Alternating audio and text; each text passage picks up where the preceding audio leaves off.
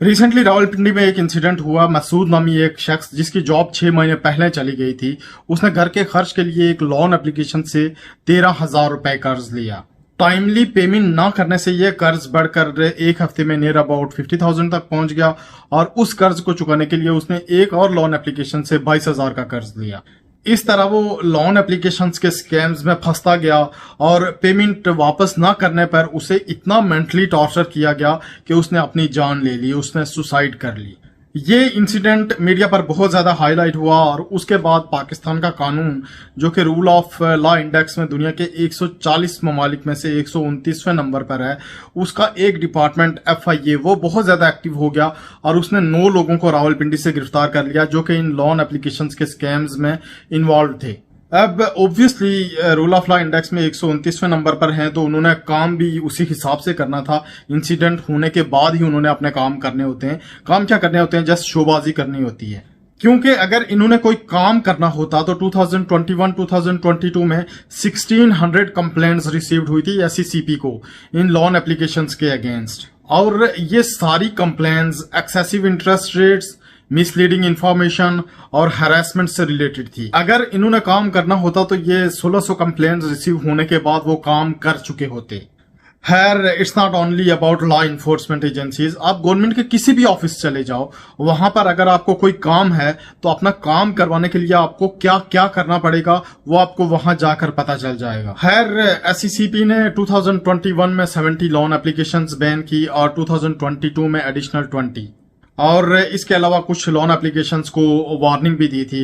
Still आप अगर Facebook पे जाओगे, आप अगर यूट्यूब पे जाओगे, किसी भी सोशल प्लेटफॉर्म पे चले जाओ, आपको इन लोन एप्लीकेशन के एड्स नजर आ जाते हैं। और ये स्कैमर्स ओपनली अपनी वेबसाइट को, अपनी एप्लीकेशंस को प्रमोट कर रहे हैं, एडवर्टाइज कर रहे हैं। और इस सब को रोकना किसका काम था? हमारी FIA का और साइबर क्राइम का, जो कि अभी एक्टिव हो चुके हैं। अभी एक्टिव क्यों हुए? फॉर दैट ऑब्वियस रीजन, जो कि केस हाईलाइट हो चुका है और ये भी एक्टिवनेस इनकी 2, 3 या 4 दिन रहेगी मैक्सिमम। और चंद दिन बाद इस केस का रिजल्ट भी वही निकलेगा जो चंद दिन पहले हुए वो बोट इंसिडेंट वाले केस का निकला है, कुछ नहीं। टिल 28 जून 2023 गूगल प्ले स्टोर पर पाकिस्तान की टॉप 100 फाइनेंशियल एप्लीकेशंस में से 27 एप्लीकेशंस इन लोन एप्लीकेशंस जो कि फौरी कर्जा देती हैं उनसे रिलेटेड थी। इन 27 एप्लीकेशंस में से जो टॉप 8 एप्लीकेशंस हैं उनको लॉन्च के बाद ही 1.5 करोड़ से ज्यादा पाकिस्तानियों ने डाउनलोड किया। What does it mean? It mean कि 1.5 करोड़ से ज्यादा पाकिस्तानियों के मोबाइल का कंप्लीट डाटा का एक्सेस इन कंपनीज के पास है। वो आपकी गैलरी में जा सकते हैं, वो आपकी पिक्चर्स डाउनलोड कर सकते हैं, उनकी एक्सेस आपके कॉन्टैक्ट्स तक है। वो आपके मोबाइल को जिस तरह चाहें, जैसे चाहें यूज कर सकते हैं और आपके मोबाइल का सारा डाटा ऑलमोस्ट उनकी एक्सेस में है। और वो इन 1.5 करोड़ पाकिस्तानियों को किसी भी तरीके से ब्लैकमेल कर सकते हैं। अब ये जो टॉप 8 एप्स हैं, इनको कंपेयर करें हम पाकिस्तान के टॉप 8 बैंक्स से, तो उनकी एप्लीकेशंस, जो टॉप 8 बैंक्स हैं पाकिस्तान में, उनकी एप्लीकेशंस को कितने लोगों ने डाउनलोड किया हुआ है? Only 4.4 million. Top 8 loan applications 15 million और जो टॉप 8 बैंक्स उनकी एप्लीकेशंस 4.4 मिलियन। अब हमारी भोली भाली पाकिस्तानी अवाम, पाकिस्तानी लोग इन स्कैमर्स के हाथों कितने पैसे अपने गंवा चुके हैं, इसका टोटल एग्जैक्ट फिगर अवेलेबल नहीं है, लेकिन एक एस्टिमेट है कि नियर अबाउट $100 मिलियन। इसी तरह कितने लोग इन लोन एप्लीकेशंस के टॉर्चर की वजह से सुसाइड कर चुके हैं, उसका भी एग्जैक्ट डाटा अवेलेबल नहीं है, लेकिन ये दर्जनों में है। अब इतने बड़े जानी और माली नुकसान का जिम्मेदार कौन है? ऑब्वियसली पाकिस्तान का लॉ तो नहीं है, क्योंकि वो अपने हिसाब से काम करेंगे, 129वें नंबर के हिसाब से वो इंसिडेंट होने के बाद काम करेंगे, और वो भी कुछ दिन, 2-3 दिन, 4 दिन। सो बेसिकली लुटने वाली पाकिस्तानी अवाम और मरने वाले पाकिस्तानी लोग वही जिम्मेदार हैं, क्योंकि पाकिस्तान में अकाउंटेबिलिटी तो है नहीं।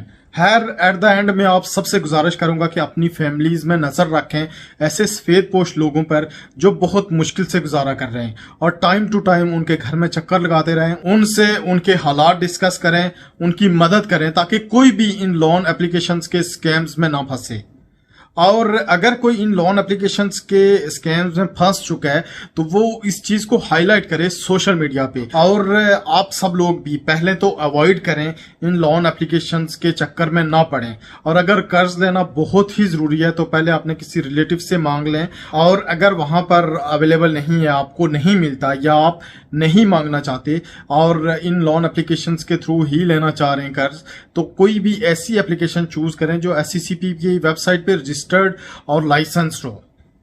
अगेन मुझे लगता तो नहीं कि कुछ होगा, लेकिन मैं अथॉरिटीज से और अपनी लॉ इन्फोर्समेंट एजेंसी से रिक्वेस्ट करूंगा कि जितने भी स्कैमर्स हैं जो एडवर्टाइज कर रहे हैं, प्रमोट कर रहे हैं, उन पे स्ट्रिक्ट एक्शन लिया जाए, उनके अगेंस्ट एक्शन लिया जाए, ताकि फ्यूचर में पाकिस्तानी अवाम को ये जान और माल के लॉस से बचाया जा सके। अल्लाह ताला सारे कर्जदारों की मदद करे और अल्लाह ताला पाकिस्तान का हामी और नासिर हो। मिलते हैं आपसे अगली वीडियो में इंशाअल्लाह ताला।